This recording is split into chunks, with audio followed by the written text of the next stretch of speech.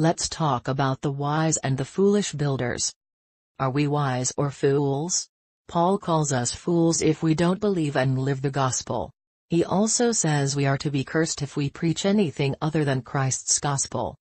Christ and his gospel are meant to be wisdom unto us if we will simply believe it, and receive it into our minds and hearts. Then God does the rest, as we've seen in prior parables we've looked at. Jesus says we will be judged on the last day by the words he speaks to us. Paul says this actually means the secrets of our hearts. Do we truly trust Jesus enough to believe all that he says? He says we should live by every word of it because it is what God uses to bless us. John 3:36 makes it clear that it is not only belief in Jesus that is important, but also believing Jesus, putting into practice what he says. This parable talks about both hearing Jesus and doing what he says, which is what James says too. This is actually a culmination of the parable of the sower. In this parable, we not only receive but we also relate and relegate what is said to our lives. Jesus says, "Why do you call me Lord and not do what I say?" The gospel leads us into the will of God, and it is by this we know if the gospel doctrine is of God. The gospel is what allows us to think the thoughts of God, that Isaiah says are far above our thoughts. Jesus calls us his friends.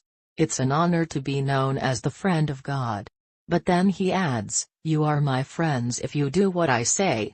But then we are told his commands are not grievous or difficult, as they were in the Old Testament. John 3:21 lists the commands of Jesus as, 1. Believing on him, and 2. Loving each other.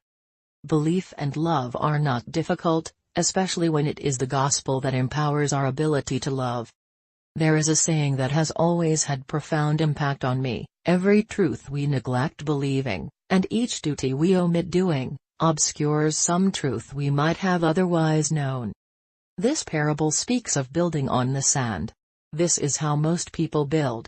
They don't know gospel truth, so they build on anything that sounds good, as Paul says, on anything that tickles their ears. But if we build on the rock of Jesus, means that his gospel truth becomes like a rock inside of us, and then it becomes like beautiful fruit on the outside of us. It's our choice if we build on gospel truth of the rock of Jesus or on the soft, shifting sand.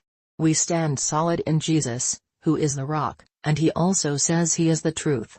But then we dissolve on the sand, which means the countless humanistic beliefs in our world. Our choice is easy: we either believe God, or we believe some